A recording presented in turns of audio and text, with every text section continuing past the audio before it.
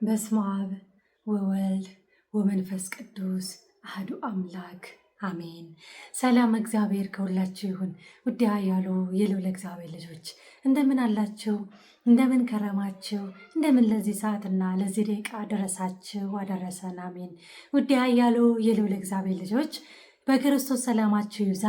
ዛሬ አባቴ መድኃኔዓለም ነው። እንኳን ለአባቴ ለመድኃኔዓለም ለፈጣሪያችሁ ለፈጣሪ ለመድኃኔዓለም ወርሃዊ መታሰቢያ በዓል በሰላም አደረሳችሁ አደረሰን። አሜን። የዛሬ ቀን በጣም ልዩ ነው። በጣም ደስ ብሎኛል። እንዲሁም ደግሞ እንኳን ለጾመ ሐዋርያት ወይም ለሰኔ ጾም በሰላምና በጤና ደረሰን አደረሳችሁ። ጾሙ እንዴት ነው? እየበረታችሁ ነው? አንድ ሳምንት እየነካንለን ነው። ቀኑ ልም እያለን እውነት ለመናገር ሳናቀው ያልቅብናል እና እኛ አድርገነው የተጠቀምነውን እያደረግነው ያለነውን ለማድረግም ያሰብነውን ሹክ ልላችሁ ነው። እሺ፣ ይህም እንደ ቻሌንጅ ቁጠሩት።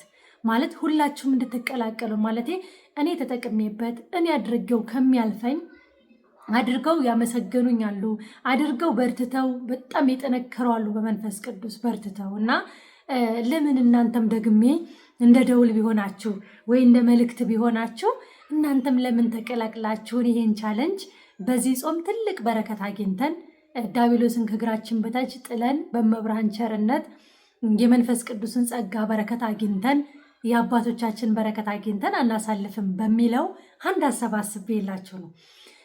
በእርግጠኛ እየተገበር ነው። ግን እናንተም ለምን አንቀላቀል? ይህን ጾም እንደ ቻሌንጅ እንያዘው።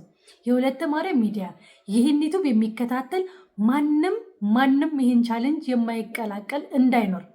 ምክንያቱም ትልቅ በረከት ያገኙበታል፣ ትልቅ ጸጋ ታገኙበታላችሁ። እውነት ለመናገር እውነት እንደው ሞክሩት፣ ታተርፉበታላችሁ። ብዙዎች ሞክረው ነግረውኛል። ዛሬ አይደለም እንደዚህ ባልኳችሁ ሰዓት አይደለም፣ ገና የቋንቋ አይነሽ ሚዲያን ከመሰከርኩ በኋላ ያን ሰምተው ጾመው የኔን ዩቱብ ካገኙ ወዲያ ገብተው ለእኔ የነገሩኝ የመሰከሩ ብዙዎች አሉ። የጾሙን ተቀላቅለው እና ምን መሰላችሁ፣ ይቅርታ ሲደውሉ አቋረጡብኝ።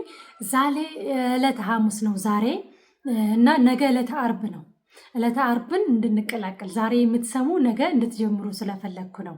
ይህንን ቪዲዮ በወቅቱና በሰዓቱ ከሰማችሁ ነገና ተነገ ወዲያ ደግሞ ለምትሰሙ በቀጣይ ሳምንት።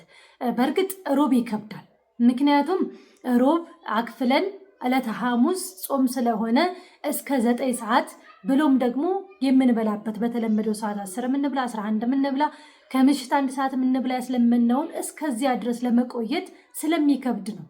ዕለተ ቅዳሜ ግን ሰንበት ናት።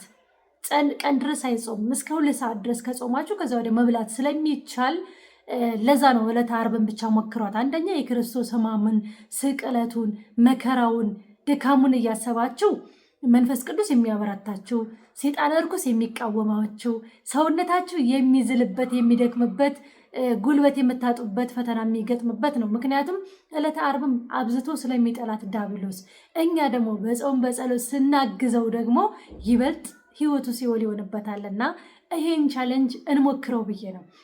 እውነት ለመናገር አሹ ብዙ ጊዜ እዚህ ላይ ጎበዝ አይደለም በይም አይደለም። በተፈጥሮ ግን ይሄ አንዳንዴ ስራ ብለን ሳንይዘው የምንቀረው ነገር የለም። ፋሲካ የተለመደ ነው፣ አክፍለት አለ። ዕለተ ደግሞ እንትን ገናን ስንጋባም አክፍለን ነው የተቀበልነው የሰርጋችንን። እንደገናም ደግሞ አሁንም ያለፈው ገናም እንደዛው። ይሄ እንደ ከንቱ ውዳሴ እንዳታዩት። ማንም ሰው እንዲተገብረው የምንፈልገው ነው። ከዚያ ውጭ አድርጎት አያውቅም ነበርና ግን በዚህ ጾም ወስኖ ቆርጦ መብርሃን እባክሽን ይህን ጾም በዚህ እንዲያሳልፈው እርጁ ብያት ነበር።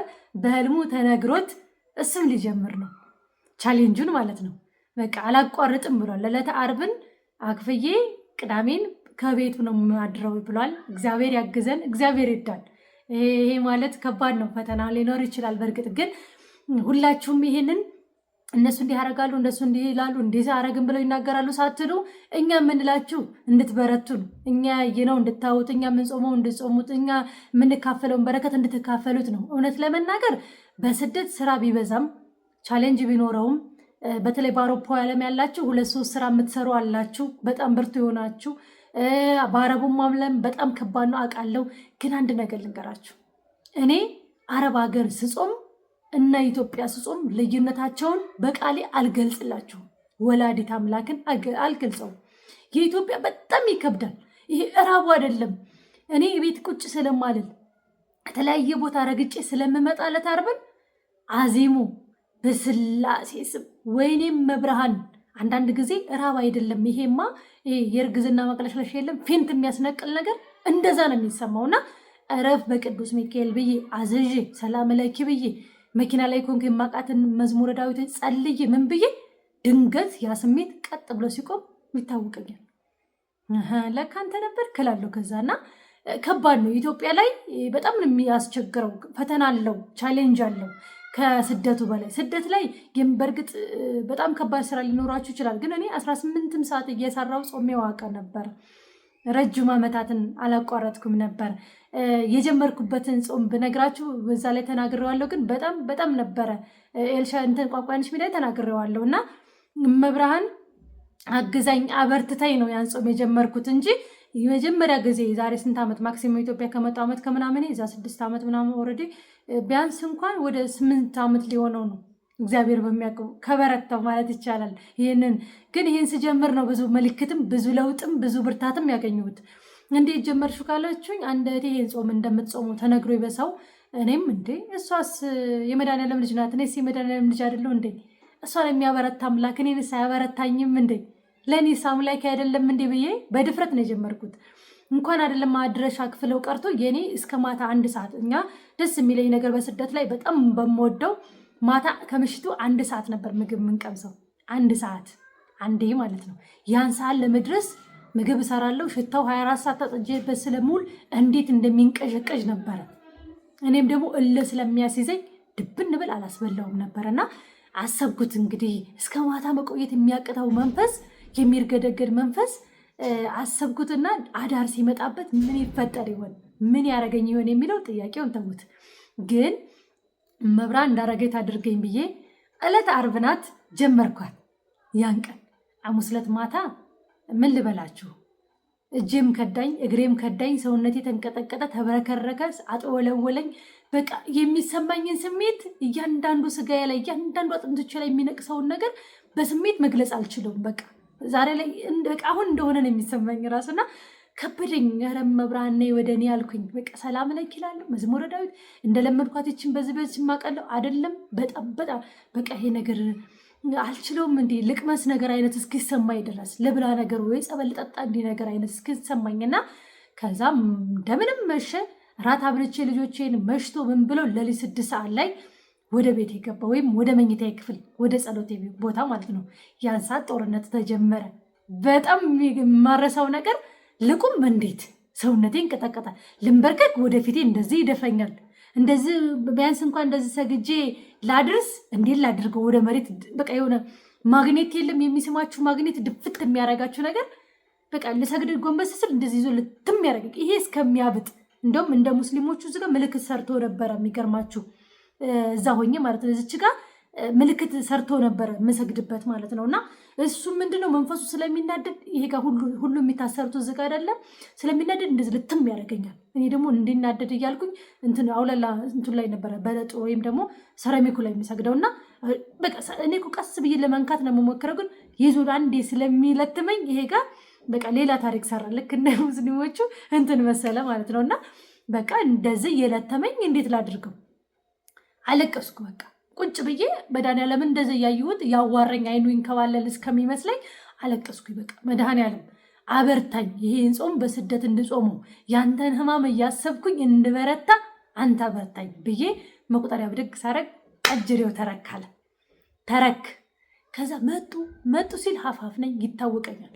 መብርሃንና መድኃኒዓለም እንዲህ ጎን ለጎን ኪዳነ ምሕረት በዘርፋፋ ቀሚስ ያሰረችው መቀነታ ደስ የሚል ወይን ጠጅ ቀሚስ ይመስለኛል ባይገባኝም እንዲህ በቃ እንደ ፍቅረኛዎች ጎን ለጎን ሆነው እንደዚህ የመጡትና መብርሃን መጣሽ ወላዲት አምላክ መጣሽ ስል ደግሞ እንዲያው ወይኔ የሚላል ደግሞ ወዲያው በቃ ሁለት ዓለም ሆነ አፌ ላይ በቃ እየታወቀኝ የሚያወራው ነገር ለራሴ እንዴ እኔ ነኝ እያስመሰልኩ ነው እንዴ እኔ ራሴ ነኝ እንዲህ ማለት የምለፈልፈው አስመስዬ ነው ነገር አይነት እስኪሰማኝ ማለት እኔን ተመሳስሎ ስለሆነ እኔ ነኝ እሱ ነኝ እላለሁ። አንዳንዴ በለየት እስኪያቀታኝ ሀፋፍ ነበር ያደረገኝና ከዛ ልጄ መድኃኒዓለም ይሄው መጣሁ ነው ያለኝ አባቴና እና መድኃኒዓለም አበርታኝ የት ነህ ነበር ያልኩት። በቃ ማደር አቃተኝ፣ አልቻልኩም፣ ተንቀጠቀጥኩ።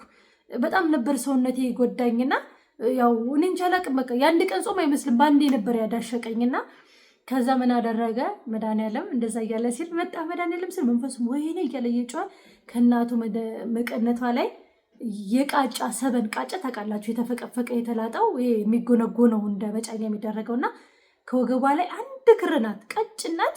ምዝዝ አድርጎ ይህንን ወገብሽ ላይ ታጠቂው፣ ያበረታሻል፣ ሁሌ ከአንቺ ጋር አለው። ነገር ግን በስደት እስካለሽ ዕለተ ዓርብን ምግብ እንዳትቀምሻል ይሄን ነው ብሎኝ መልሰው ሲወጡ መንፈሱ መጮህም አቆመ። ሀፋፍ ማድረጉም ወደ ራሴ በትንሽ ደቂቃ ውስጥ መለሰኝና ከዛ አባቴ መድኃኒዓለም አበርታኝ ብዬ ሻርቤን ወገቤ ላይ ድብና አድርጌ አሰሬ ስግደት ጀመርኩኝ። ኧረ በመድኃኒዓለም እንደ መንኮራኩር ፍጥነት ሰገደ አይገልጸውም። እንዴ እንደዛ ልነሳ እንዴት ልቁም እንዴት ሰውነቴ መብረክረክ እየደፋ ማንቀጥቀጥ ያ ሁሉ የት ገባ የት ሄደ? መብርሃን ተወቀው ውድም አለ በቃ። ከዛ ወገቤ ጠበቅ ብሏል። ተውት።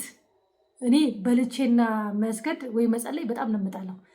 እርቦ ግን ስትሰግዱት አቤት ፍጥነቱ ደግሞ ወይ እንዲሁ ሰውነታችሁ ሲታዘዝ በቶሎ ወላዲት አምላክን በቃ እንደ እንትን የተሽከረከረው ማለት ነው። እንዴ ነኝና ብዬ ጸሎቴን አደረስኩኝ፣ ተኛው። ከዛ ተኝቼ ምን አሰብኩኝ፣ ከወገቧ ላይ የሰጠኛ እንደ ቃጫ አይነት ገመዷ ምንድነው የማረገው ታዲያ ወገቤ ላይ ማለት ታጠቂውን ያለኝ ከውስጥና ምንድን ነው ብዬ ከዛ ትዝ ሲለኝ ጫማ ገዝቻለሁ፣ ሽፉን ጫማ ማለት ነው፣ ያልተለበሰ አዲስ ነው።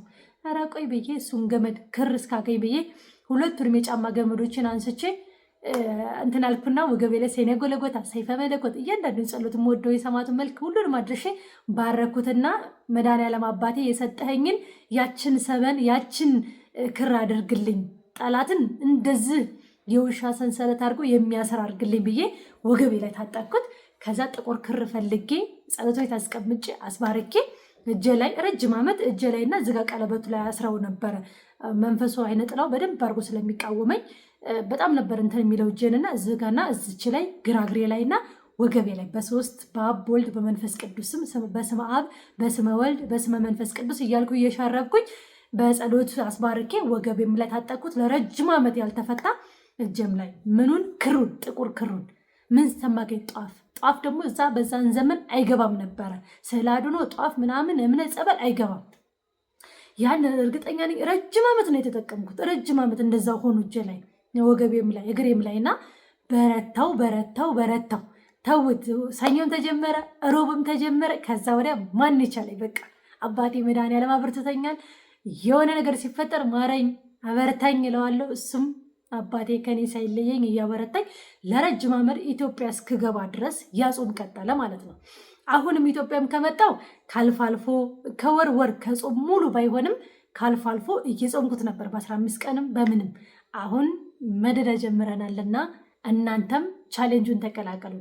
ስትጀምሩ ፈተና ይኖራል። ስትጀምሩ መድከም፣ መዛል፣ መቆም፣ መቋቋም ያቅታል። ግን እናንተ እንዳይመስላችሁ ኖርማል ስጋችሁ አይደለም ማለት አንድ ሰው 24 ሰዓትና 30-40 ምናምን ሰዓት ባይበላ ያንን ስሜት አይመጣም።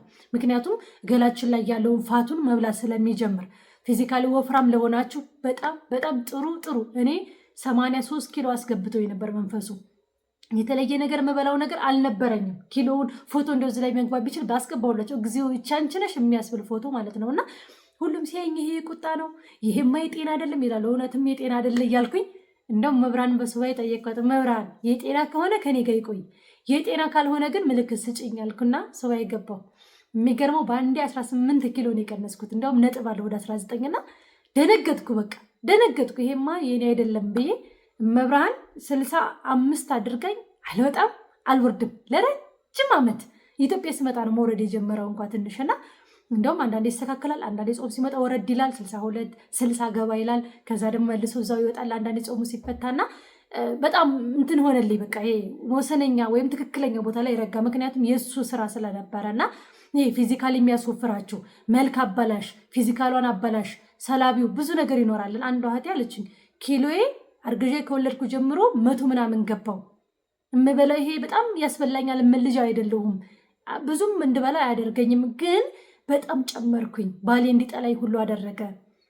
አስጠላሽ፣ ተድበለበልሽ ሁሉ ነው የሚለኝ እና ምን ላደርግ ሁሉ እያለች ነበር። እስኪ ስገጅ ብያት ያገኘችውን ጥቅም በኮሜንት ጻፊላቸው ካየሽውና በርቱ። ስግደት በጣም ስገዱ በምትችሉት አቅም። ጾሙን በደንብ ጾሙ።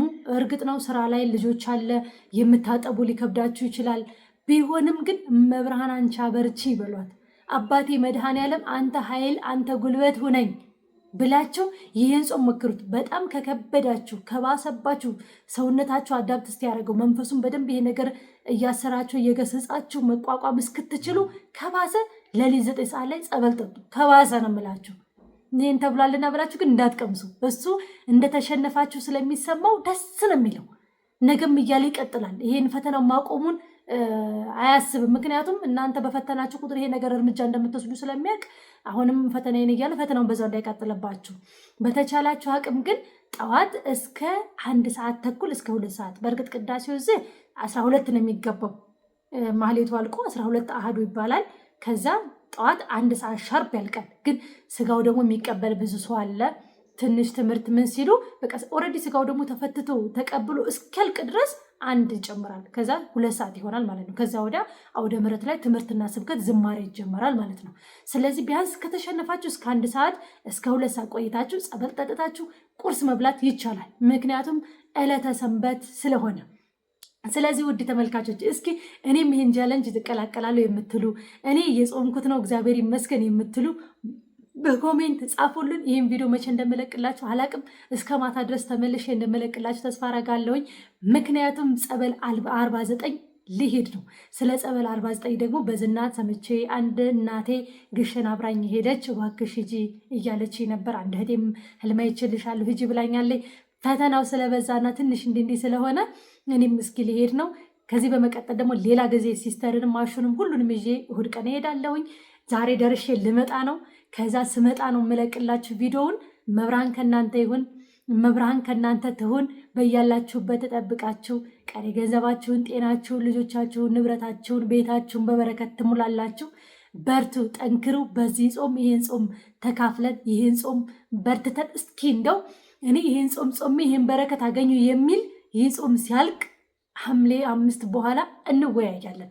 እርግጠኛ ነኝ የምታዩት ህልም ሰግዳችሁ ጸልያችሁ እዛችሁ ጸሎት ቦታችሁ እንደ ጉልፍጥ ብላችሁ እደሩ። ይሄ በጣም ከራባችሁ ካቅለሸለሻችሁ ይሄ ሰውነታችሁ መቋቋም እስከሚያውቅት ነገር ምልክት ከሰጣችሁ ገብታችሁ ቶሎ እረፍ።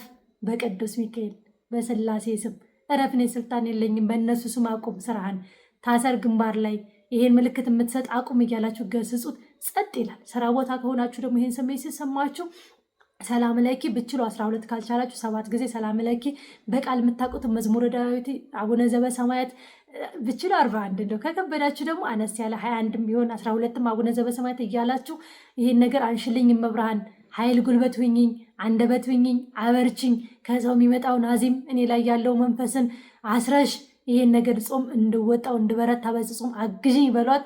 እውነት እላችኋለሁ ከአንዳንድ የሚያረገው አክት የሚያረገው ስሜት የሚያረገው የራብ ማቅለሽለሹ መድከሙ በጣም ሰውነታችሁ መዛሉ ከአንዳንድ ቀጥ ብሎ ሲቆም ታውታላችሁ። በእምነት ነው ታዲያ። ይሄ በድፍረት ዝም ብሎ ከአንገት በላይ አይደለም። ከልባችሁ በቃ በእንባ ንገሯት መብርሃንን። ወላዲትም መልሷ እንደው ቅርብ ነው መብርሃንን። ይህን የምላችሁ እኔ አረጌው ስለተጠቀምኩ ነው። እሷ እንዴት ታደርጋለች ብላችሁ እንደ ከንቱ ውዳሴ እንዳትጥሉቅ። እንደውም በጸሎት አስቡኝ። እሷ ብዙ ፈተና አለባት፣ እሷ ደካማ ናት እያላችሁ በጣም አስቡኝ። እውነቴን ከልቤ ነው። ወላዲት አምላክን አልዋሸችውም ከልቤ። ምክንያቱም እኔ ያሉበትን ጦርነት አውቀዋለሁ፣ ግን ጾም የሚያገኙትን በረከት ስለማውቀው ነው የማካፍላችሁ።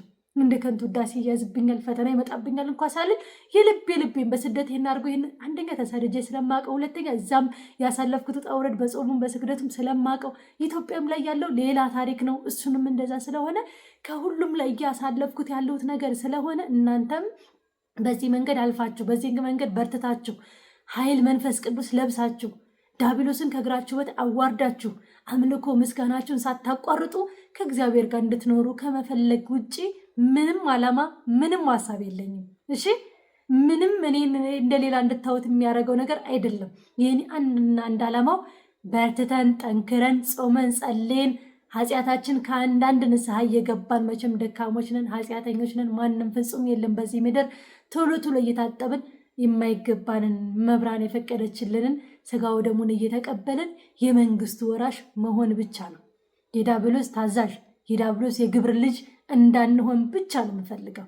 ቤተሰብ በማወቅም ባለማወቅም ሲገብሩት ኖረው እኛ ደግሞ የምንወልደው ትውልድ እናቶቻችን እንደወለዱን አይነት ሳይሆን በእግዚአብሔር ዓይን የታየ አጽዋማትን ሕግጋትን የማይጣስበት እሁድ፣ ዓርብ፣ ሮብ፣ ሰንበት ሳንል እየተጋድ መምህር ግርማ ይቅርታ በጣም የምወደው ባህሪያቸው የሰንበት ልጆች ይላሉ። አያቸው እኛ የምንሆን የግዝት ነን የሰንበት ነን በምን እናውቃለን? እናቶቻችን ይህን ቀን ሳያውቁት ነው የኖሩት። በግዝት የተጸነስን ይሁን በሰንበት የተጸነስን ይሁን ማንም ያውቅም። የሰንበት ልጅ ማለት ያ ነው። እኛ ግን ከነሱ በተሻለ ቃሉን አውቀን ሕግጋቱን ጾሞቱን በስነ ስርዓት ሁሉንም ነገር ጾመን በዚህ መንገድ የሚፈታተናችሁ ሊኖር ይችላል። እርግጥ ነው ባለትዳር ብዙ ሰው በውስጥ ብዙ ሚስጥር አውርቶኛል። ግን በርቱ። የሴቶች ድካም የሆነ ሴት ብልህ አስተዋይ ናት። ሴት ባልን መግዛት፣ ማስተዳደር፣ ማስተካከል፣ መቅረጽ እንደርሳስ ትችላለች። ምን ስትሆን? ስትበረታ፣ ስትጠነክር፣ ራሷ ጋር ያለውን ተቆጣጥራ አስራ በደንብ አድርጋ መቆጣጠር ስትችል እንኳን ለቤቷ ለሌላ ትተርፋለች። ለቤተሰብ ለዓለም ትተርፋለች። ለመሰላችሁ ብርታት ትጋት ካለን ከኛ በላይ የሚሆን ዲያብሎስ የለም። ከመንፈስ ቅዱስ በላይ የሚሆን ዲያብሎስ እሱ እኮ የተዋረድን ያከበርነው እኛ ነው። በስንፍናችን በድክመታችን ጸጋችን አሳልፈን እየሰጥን ትእዛዙን በመጣስ በኃጢአታችን ነው መንፈስ ቅዱስ እንዲርቀን ዲያብሎስ በእኛ እንዲሰለጥን የምናደርገው። ስለዚህ ባሎቻችሁ በዚህ በኩል ሲፈታተኗችሁ በደንብ እየጸለያችሁ ቅባ ቅዱስ ከገላችሁ ቅባ ቅዱስ እንኳ ብታጡ የወይራ ዘይት ጸሎት ቤት አድርጋችሁ በጸሎታችሁ አስባርካችሁ አባቶች ካሉ ቀድሰው ሲወጡ ስጋው ደሙን አስባርከው አቀብለው ሲወጡ ባርኩልኝ እያላችሁ በአውሮፓ ዓለም ቤተክርስቲያኑ ባለበት ቦታ የምትኖሩ ያንን የወይራ ዘይት በስመ ስላሴ አስባርካችሁ ሻወር ስትወስዱ ሙሉ አካላችሁን ተቀቡት። እኔ ከአይነ ጥላ የገላገለኝ አባቴ በመከረው ምክር መምህር ግርማ በሱ ነው የተገላገልኩት። አንቺ ክርፋታም ብሎ ነበር የሚሄደው። ሻወር ወስጄ እንደወጣሁኝ እንደ ሎሽን ቁጠሩትና ሙሉ አካሌን ምንም ቦታ ሳልቀር እቀባዋለሁ። ዛሬ ታጠቤ ነገም ታጠብኩኝ ተነጎዳም ታጠብኩኝም እየሰገድኩበት ያቅባ ቅዱስ ኖሮበት የስግደቱ ላብ ኖሮበት ሁሌ ስድቡ የኔ ክርፋታም ነው። ግም ክርፋታም ነበር የሚለኝ። ምክንያቱም ለሱ እሳት ነው የሚሆንበት። የስግደቱ ላብ በጣም ለሱ የሚቃወመው ነገር ቢኖር የስግደት ሰግዳቸው አንድ ላብ ጣብ ካለችባቸው ለዲያብሎስ ምን ያህል እሳት እንደሆነ አስቡትና ደግሞ በሰገዳችሁ ቁጥር መንፈስ ቅዱስን መዋረስ ነው። ደግሞ እንዲህ ስላችሁ ትኩረታችሁ፣ ጾማችሁ፣ ስግደታችሁ ዲያብሎስን ለማውጣት ለፍለፍና ከእናንተ እንዲርቅ ለማድረግ እንዳይሆን አደራ። ብዙዎቻቸው እንደዚህ ነው በቃ አሁን ልክ እንዳልሽው ነው የማስበው ይላሉ። እንዳታሰቡ። ምስጉን አምላክ መመስገን ስላለበት ብቻ አምልኮቱ መቋረጥ ስለሌለበት ብቻ በርቱ፣ ጠንክሩ። ሌላው ከዛ ውጭ ስትጾሙ፣ ስትጸልዩ፣ ስትሰግዱ ይህን የጠላ መንፈስ ስለ እመብርሃን ብሎ ለምኗችሁ ይሄዳል። ለምናችሁት አይደለም ለምኗችሁ ነው የሚወጣው። እመብርሃን ምን አለች? ወለተ በሉ። እሺ እንደ ወለተ ማርያም እኮ ይህን ብላይ ነበር በሉ። እንደው እናንተ ብቻ ትኩረታችሁ ምስጋና ይሁን። እሱ ቡፍም አለ እሽም አለ ጸጥም አለ ምንም አያገባችሁ። ጸጥ በሉት። ያን ሰዓት የእናንተን ምስጋና ከልብ ያለው መስዋዕታችሁን የጠላ ሰዓት ለምኗችሁ ነው የሚሄደው። ሸኙኝ በማርያም ብሏችሁ ነው የሚሄደው። እሺ ለምናችሁት ወይም እንዲወጣ ፈልጋችሁ አይደለም፣ በራሱ ነው የሚለቅላችሁ። ስለዚህ እስከዛ ድረስ ግን ምን ያስፈልጋል? ትግል፣ ውጣ ወረድ፣ ብርታት፣ ጥንካሬ እና ጽናት። እሱ ከሌለ ግን ከባድ ነው። ምክንያቱም ነገ ቢለቃችሁ ከዚያ የከፋ ይመጣባችኋል። እመብርሃን ዛሬ ያልማረቻችሁ በምክንያት ነው። አባቴ መድኃኔዓለም ዛሬ ያልማራችሁ በምክንያት ነው። እኔ ምን ተማርኩ ይመሰላችሁ? አሁን ባለፈው በእርግጥ አውቀዋለሁ ሁሌ የምለው ቃል ነው፣ ግን አሁን ባለፈው እኔ ቤት ከመጡት አንዷ መጀመሪያ ያገባት ሚስቱ ለ7 ዓመት ተሰውራን ያለችው አለች የለችም በህይወት የት እንዳለች የት ቦታ ወዴት እንደምትሄድ አታውቅም። እንደመሯት ነው የምትኖረው። ምክንያቱም ሙሉ ለሙሉ ሰውሯታልና ይቺ መብርሃን የምታወራትን ልጅ መብርሃን ብዙ ጊዜ ስጠይቃት ምን ትለኛለች አለ እረፊ፣ አሁን አይደለም የምትመለሰው ወደ ራሷ። አሁን ከመለስኳት ወደ ዓለም ትመለሳለች፣ ካለፈው የባሰ ኃጢአት ትሰራለች። ስለዚህ የሆነ ወቅት አላት የምትመለስበት፣ ማለት ወደ ትፋቷ ወደ ኃጢአቷ የማትመለስበት ወቅት ላይ ማለት ነው። ስለዚህ እግዚአብሔር ከእናንተ መንፈስን ቶሎ ያላስራቀው መንፈሱ ከሄደ እንደምትዝሉ እንደምትደክሙ፣ ይሄ ትጋታቸው፣ ይሄ ተማጽኖ፣ ይሄ ጸሎቱ ማረኝ ማለቱ እንደሚቆም ስለሚያውቅ ነው። ገብቷችኋል? እንጂማ ዛሬ በሰከንዳት በደቂቃዎች መፈወስ አቅቶት አይደለም። መድኃኒዓለም ግን ያውቃል የልባችንሽ የነገውን ያውቃል። ስላልማራችሁም እግዚአብሔር ይመስገን፣ ቶሎ ስለፈወሳችሁም እግዚአብሔር ይመስገን በሉ። ተፈውሳችሁ ድናችሁ ደግሞ ካልበረታችሁ መጽሐፍ ቅዱስ ላይ ምን ይላል? ከሄዱት 7 እጥፍ አስቡት፣ ከነበሩት እኛ ጋር ሌላ 7 እጥፍ ተጨምሮ ሲመጣ ምን ያህል እንደሚከብደንና ምን ያህል በዓለም እንደሚያስጠፋን እወቁትና ያልዳናችሁት በምክንያት ነው። ያልተሸኘው በምክንያት ነው። መንፈሱ ያልተገለጠው በምክንያት ነው። ቢሸኝም እግዚአብሔር ይመስገን በምክንያት ነው። ለሁሉም ጊዜ አለው ብሏል ጥበበኛው ሰለሞን አይደለም? ጊዜ አለው። ታገሱ። ለምን አልሆነ ብላችሁ አታጉረምርሙ። ያልሆነበት ምክንያት አለው። ስጠኝ ብላችሁት ያልሰጣችሁ ምክንያት አለው።